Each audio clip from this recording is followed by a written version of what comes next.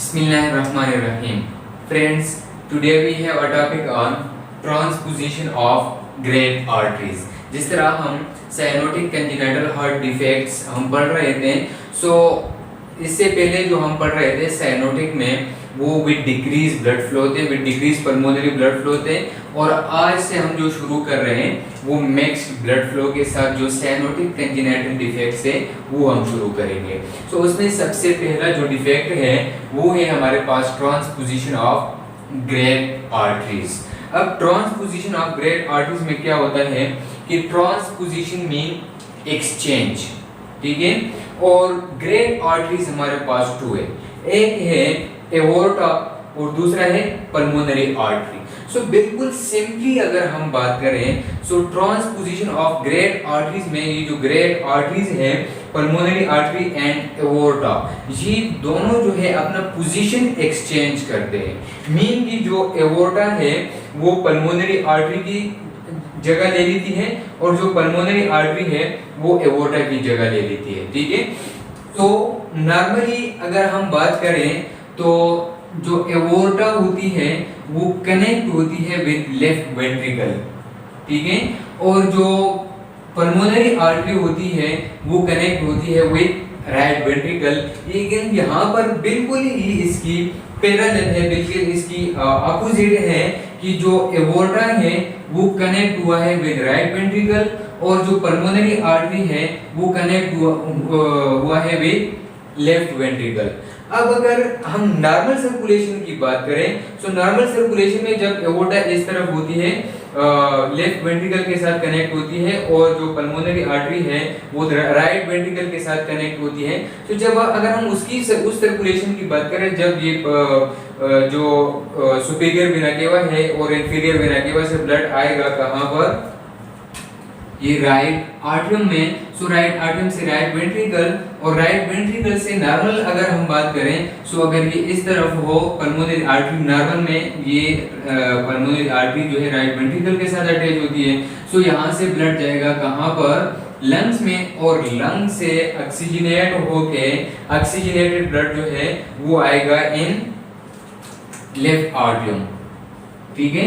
Left atrium से फिर left ventricle, normal circulation की बात कर रहे हैं हम, यहाँ पर एओर्टा पे इस तरफ हो गया, एओर्टा से ब्लड जो है वो ओवरऑल बॉडी की तरफ ऑक्सीजनेटेड ब्लड जाएगा।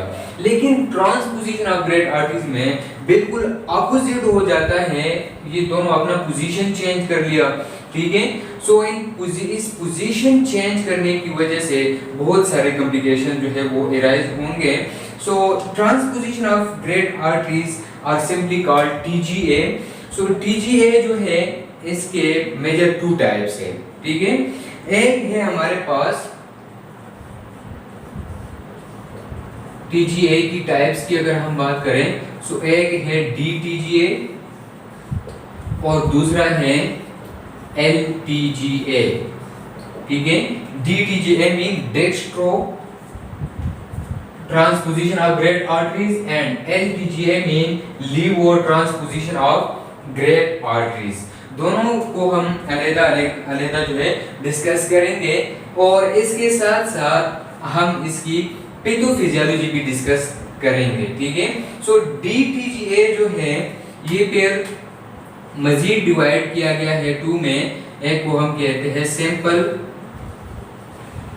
सिंपल डीटीजीए और दूसरे को हम कहते हैं कॉम्प्लेक्स डीटीजीए। हर एक को हम डिटेल के साथ पढ़ेंगे और इसके साथ साथ हम इसकी पैथोफिजियोलॉजी भी डिस्कस करेंगे क्योंकि इन सब की पैथोफिजियोलॉजी जो है वो सेम नहीं है, अलग अलग है, ठीक है। टीजीए, फिर डीटीजीए एंड एलटीजीए। सबसे पहले हम बात करेंगे डीटीजीए की। डीटीजीए जो है इसको सिंपली हम इसको टीजीए कहते हैं क्योंकि इसमें जो डिफेक्ट्स होते हैं वो एज लाइक टीजीए मीन इसमें सिर्फ और सिर्फ जो एओर्टा एंड पल्मोनरी आर्टरी जो है इसकी जो पोजीशन है वो एक्सचेंज हो जाती है एज लाइक टीजीए। लेकिन फिर इसके दो टाइप्स है, एक है सिंपल और दूसरा है कॉम्प्लेक्स। अब सिंपल जो है इसमें क्या होता है कि सिर्फ यही एओर्टा, पल्मोनरी आर्टरी के साइड पर आ गया, राइट वेंट्रिकल के साथ अटैच हुआ, और जो पल्मोनरी आर्टरी है वो लेफ्ट वेंट्रिकल के साथ अटैच हुआ, एओर्टा के साइड पर आ गया। इसके साथ अगर कोई और डिफेक्ट ना हो, सिर्फ यही डिफेक्ट हो, तो इस कंडीशन में हम इसको क्या कहते हैं, सिंपल DTGA। ठीक है। अगर हम कॉम्प्लेक्स की बात करें, अगर इस ट्रांसपोजिशन ऑफ ग्रेट आर्टरीज के साथ साथ अगर कोई और कंजेनिटल डिफेक्ट भी हो, लाइक इसमें क्या होता है कि ये जो यहाँ पर फोरामेन ओवल होता है, सो अगर आफ्टर बर्थ अगर वो पैटर्न रहा, वो कोला रहा, एक डिफेक्ट भी हो सकता है। ठीक है, कि यहाँ से जो right atrium and left atrium के बीच में जो फोरामेन ओवल है वो आफ्टर बर्थ भी ओपन रहे। आफ्टर बर्थ वो ओपन नहीं होना चाहिए, लेकिन आफ्टर बर्थ अगर वो ओपन हो गया तो उसको हम क्या कहते हैं, पैटर्न फोरामेन ओवल, या इसमें आर्टरियल सेप्टल डिफेक्ट भी हो सकता है, जो हमने प्रीवियस लेक्चर में डिस्कस कर चुके हैं, या इसमें ये वेंट्रिकुलर सेप्टल डिफेक्ट भी हो सकता है। ठीक है, मीन जो वेंट्रिकल के बीच में जो सेप्टम है इसमें अगर डिफेक्ट हो, होल हो, उसको हम क्या कहते हैं, वेंट्रिकुलर सेप्टल डिफेक्ट। और या इसके साथ साथ क्या हो सकता है कि ये जो एओर्टा है एंड पल्मोनरी आर्टरी है, इसके बीच में जो डक्टस आर्टियोसिस होता है, जो बिफोर बर्थ नॉर्मल होता है, लेकिन आफ्टर बर्थ ये क्लोज हो जाता है। ठीक है, सो इस कंडीशन में अगर हम बात करें, सो इसके साथ अगर ये ट्रांसपोजिशन ऑफ ग्रेट आर्टरीज के साथ साथ ये बाकी डिफेक्ट्स भी हो, तो उसको हम क्या कहते हैं, कॉम्प्लेक्स DTGA। सबसे पहले हम सिंपल DTGA की पैथोफिजियोलॉजी की बात करते हैं।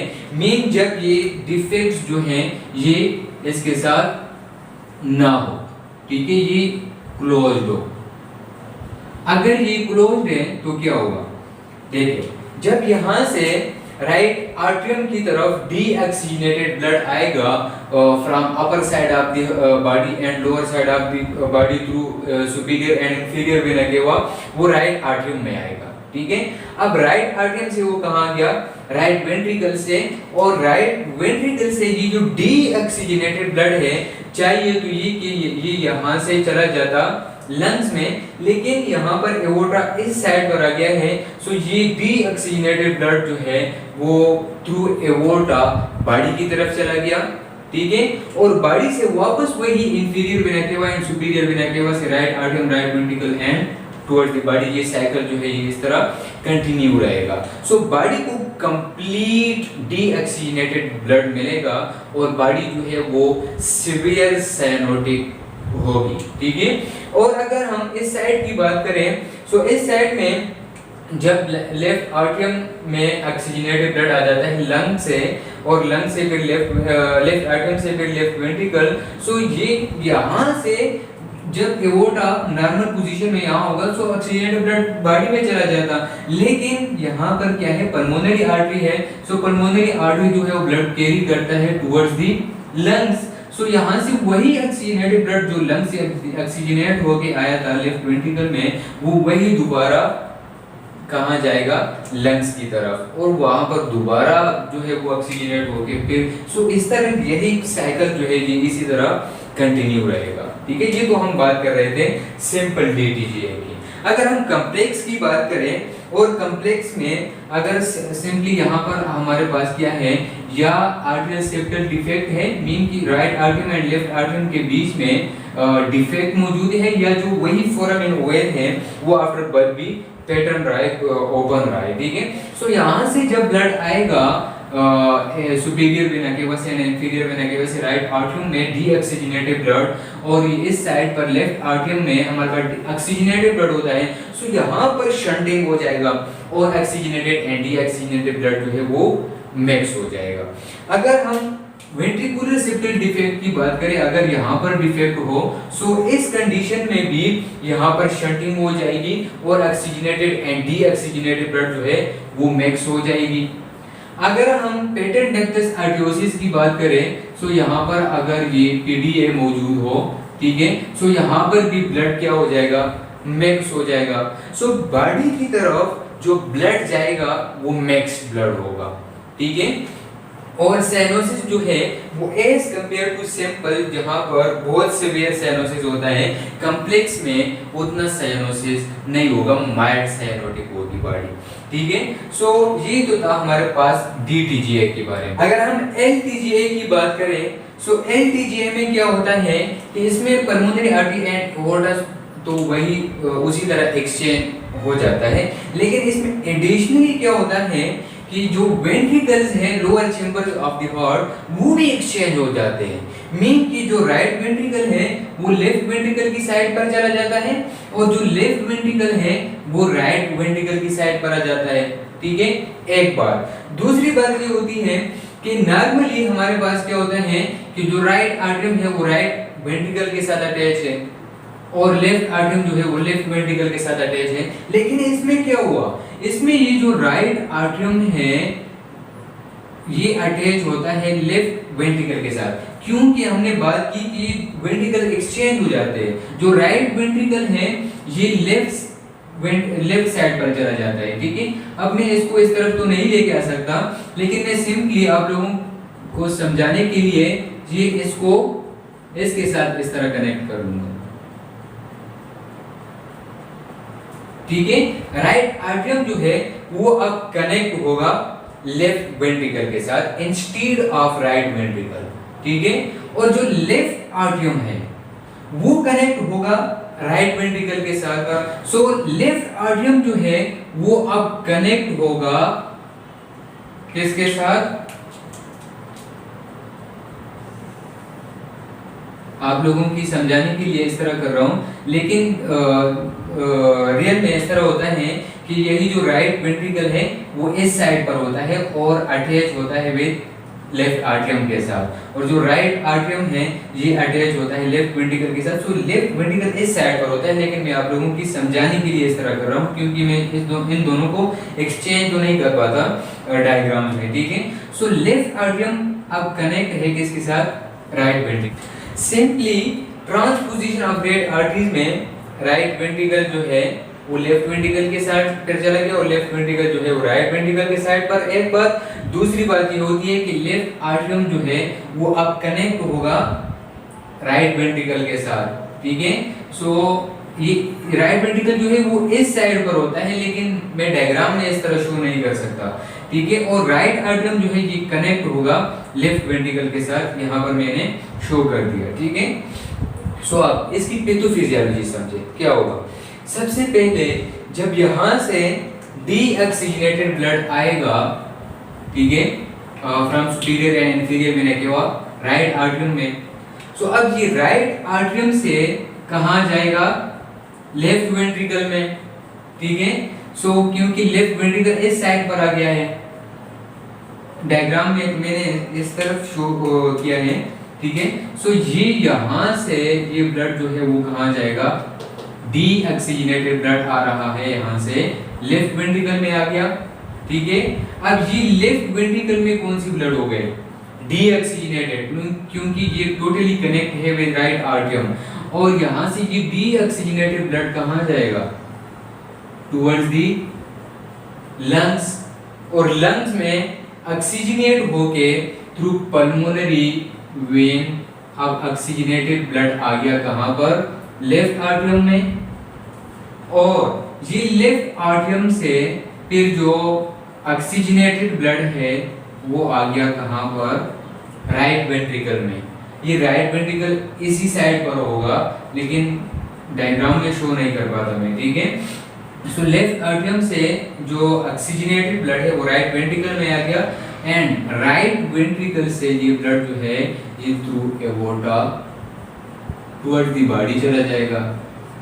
और अब ये ब्लड कौन सी है, ऑक्सीजनेटेड, क्योंकि ये लंग से ऑक्सीजनेट होके आया है। ठीक है, सो एओर्टा से ऑक्सीजनेटेड ब्लड मिलेगा बॉडी को।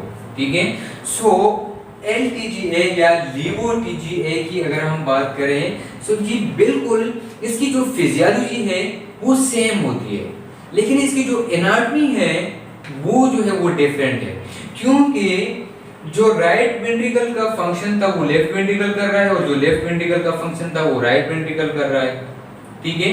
बेसिकली राइट वेंट्रिकल का फंक्शन क्या होता है कि ये डीऑक्सीजनेटेड ब्लड जो है पल्मोनरी आर्टरी में पुश कर देता है, लेकिन अब राइट वेंट्रिकल क्या कर रहा है कि यहाँ से ऑक्सीजनेटेड ब्लड आ रहा है, ठीक है, और उसको एओर्टा की तरफ लेके जा रहा है। सिर्फ जो है वो एनाटॉमी में फर्क आ जाता है, ठीक है, फिजियोलॉजी जो है वो बिल्कुल सेम होती है।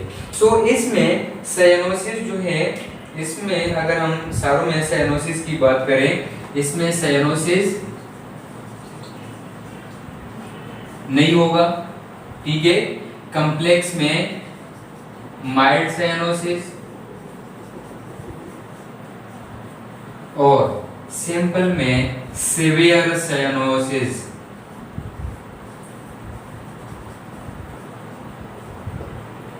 ठीक है। सो ये था हमारे पास ट्रांसपोजिशन ऑफ ग्रेट आर्टरीज, उसके टाइप्स एंड उसकी पैथोफिजियोलॉजी भी हमने इसके साथ साथ डिस्कस की। अब इसके बाद हम इसकी सिम्टम्स देखते हैं। सिम्टम्स ऑफ TGA ये डिपेंड करता है टाइप्स पर, साइज ऑफ डिफेक्ट्स पर, कि डिफेक्ट्स पर भी डिपेंड करता है कि डिफेक्ट्स है कि नहीं है।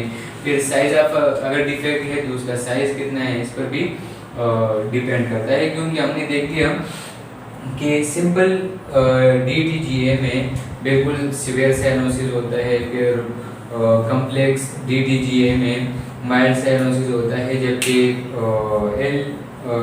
LTGA में या लिबो TGA में साइनोसिस जो है वो बिल्कुल नहीं होता है। सो जो जितने भी सिम्टम्स है वो डिपेंड करता है इन्फेक्टर्स के ऊपर, ठीक है। फिर भी हार्ट फेलियर कॉमन होता है अगर VSD हो, वेंट्रिकुलर सेप्टम डिफेक्ट हो, क्योंकि यहाँ पर जो राइट वेंट्रिकल है, यहाँ से जो कार्डिक आउटपुट है वो बहुत इंक्रीज हो जाएगा, ठीक है, क्योंकि यहाँ से भी आ रहा है ब्लड इंफीरियर वेना केवा से, सुपीरियर वेना केवा से, इंफीरियर वेना केवा से towards left ventricle, right ventricle, और यहाँ से भी थ्रू वेंट्रिकुलर सेप्टम डिफेक्ट भी आएगा। सो कार्डिक आउटपुट या जो लोड है वो राइट वेंट्रिकल पर इंक्रीज हो जाएगा। सो हार्ट फेलियर भी हो सकता है in case of VSD। Dyspnoea होगा, poor feeding and poor feeding के साथ साथ पुअर ग्रोथ, ठीक है। लास्ट में फ्रेंड्स अगर हम इसकी मैनेजमेंट, अच्छा इससे पहले अगर हम इसकी डायग्नोसिस की बात करें तो इसकी डायग्नोसिस उसी तरह सिम्टम्स देखते हैं हम, ठीक है।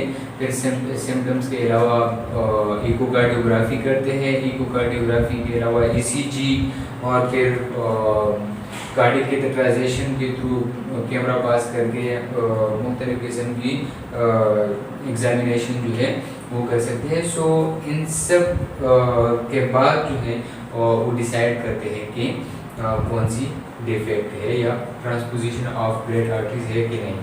मैनेजमेंट की अगर हम बात करें, सो मैनेजमेंट में प्रोस्टाग्लैंडिन E1 देते हैं बिफोर सर्जरी, क्योंकि प्रोस्टाग्लैंडिन E1 ये है क्या वेजोडायलेटर, ठीक है। सो ये क्या करते हैं कि जो यहाँ पर जो डक्टस आर्टियोसिस आफ्टर बर्थ वो क्लोज हो जाता है और कन्वर्ट हो जाता है इन लिगामेंटम आर्टियोजम में। सो ये उसी को क्या कर देता है, ओपन कर देता है, ताकि यहाँ से ब्लड का जो है वो मैक्सिमम हो जाए और बॉडी की तरफ बिल्कुल अनऑक्सीजनेटेड ब्लड नहीं जाए बल्कि मैक्स ब्लड चला जाए।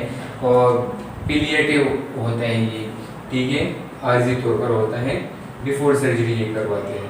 फिर आर्टेरियल स्विच प्रोसीजर, आर्टेरियल ये जो है ये तो फार्माकोलॉजिकल था या थेरेप्यूटिक मैनेजमेंट। इसके बाद ये जो है हमारे पास सर्जिकल मैनेजमेंट है। सर्जिकल मैनेजमेंट में arterial switch procedure. So arterial switch procedure में क्या करता है कि जो एओर्टा है, इस एओर्टा को बिलो द वाल्व यहाँ से कट करके इसको फिक्स करता है, लाता है इस साइड पर, क्योंकि इसका जो नॉर्मल पोजीशन है वो इस साइड पर है, और जो पल्मोनरी आर्टरी है इसको कट करके इस साइड पर लेके आता है, ठीक है। लेकिन फिर भी यहाँ पर एओर्टा के साथ कोरोनरी आर्टरीज भी होती है, सो उसकी वजह से भी बहुत कॉम्प्लिकेशन जो है वो राइज हो सकते हैं। सो इसके अलावा जो हम प्रोसीजर करते हैं वो है इंट्रा आर्टेरियल बेफल। सो इंट्रा आर्टेरियल बेफल जो है वो उस कंडीशन में करता है जब ये हमारे पास आर्टेरियल सेप्टल डिफेक्ट हो TGA में और वेंट्रिकुलर सेप्टल डिफेक्ट ना हो, ठीक है। और जो पेटेंट डक्टस आर्टियोसिस है वो भी ना हो, सिर्फ यहाँ से आर्टियल सेप्टल डिफेक्ट हो। सो इस प्रोसीजर में क्या करता है कि यहाँ से जो सारे का सारा वेनस रिटर्न है इन राइट आर्टियम, उसको डायरेक्ट थ्रू बेफल जो है यहाँ से कनेक्ट करवा लेता है ये मैट्रल वॉल के साथ, ठीक है। सो जब ये राइट आर्टियम जो है ये कंट्रैक्ट होगा, सो सारे का सारा ब्लड जो है वो थ्रू मैट्रल वॉल डायरेक्ट जो है लेफ्ट आर्टियम में नहीं बल्कि ये वॉल के साथ इसको कनेक्ट कर मैट्रल वॉल के साथ कनेक्ट करा दिया जाता है इस बेफल को। सो ये ब्लड जो है ये डायरेक्ट आएगा इन लेफ्ट वेंट्रिकल, और लेफ्ट वेंट्रिकल से क्योंकि यहाँ पर डीऑक्सीजनेटेड ब्लड है, सो ये डीऑक्सीजनेटेड ब्लड यहाँ पर ऑक्सीजनेटेड ब्लड के साथ मिक्स होगा और फिर यहाँ से ये लंग्स की तरफ जाएगा, वहाँ पर ऑक्सीजनेट होके यहाँ पर आएगा थ्रू पल्मोनरी वेन लेफ्ट आर्टियम में। अब लेफ्ट आर्टियम में कौन सी ब्लड है? ऑक्सीजनेटेड। अब ये ऑक्सीजनेटेड ब्लड जो है ये फिर हम इस साइड पर नहीं जोड़ेंगे बल्कि ये जो मैट्रल वॉल है या यहाँ से जो ऑक्सीजनेटेड ब्लड आ रहा है इसको डायरेक्ट कनेक्ट करते हैं इस साइड पर, ठीक है, ये इस तरह ट्राइकस्पिड वॉल के साथ डायरेक्ट इसको कनेक्ट कर देते हैं बेफल के थ्रू। वो बेफल में ब्लड आएगा और बेफल से डायरेक्ट जो है वो ये ट्राइकस्पिड वॉल, और यहाँ से जब ये लेफ्ट आर्टियम कंट्रैक्ट होगा so blood direct through tricuspid wall कहाँ आएगा? राइट वेंट्रिकल में। एंड राइट वेंट्रिकल से ये क्योंकि ये ऑक्सीजनेटेड ब्लड है ना, और ये ऑक्सीजनेटेड ब्लड जो है अब ये डीऑक्सीजनेटेड ब्लड नहीं होगा यहाँ पर बल्कि ऑक्सीजनेटेड होगा, और यहाँ से ये ऑक्सीजनेटेड ब्लड जो है वो टुवर्ड्स दी बॉडी जाएगा, ठीक है। ये था हमारे पास इंट्रा आर्टियल बेफल। याद रहे इंट्रा आर्टियल बेफल ये प्रोसीजर हम तब करते हैं जब ये वेंट्रिकुलर सेप्टल डिफेक्ट ना हो। अगर वेंट्रिकुलर सेप्टल डिफेक्ट मौजूद हो, ठीक है, ये वेंट्रिकुलर सेप्टल डिफेक्ट मौजूद हो तो फिर हम क्या कहते हैं, क्या करते हैं? रास्टेली प्रोसीजर।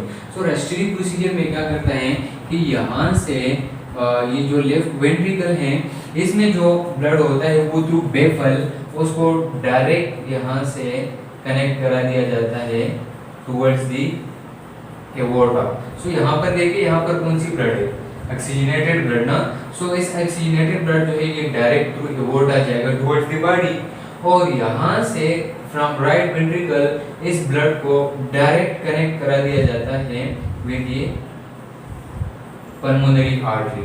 सो यहाँ से जब राइट वेंट्रिकल कंट्रैक्ट होगा सो डीऑक्सीजनेटेड ब्लड यहाँ से थ्रू डायरेक्ट इस बेफल के थ्रू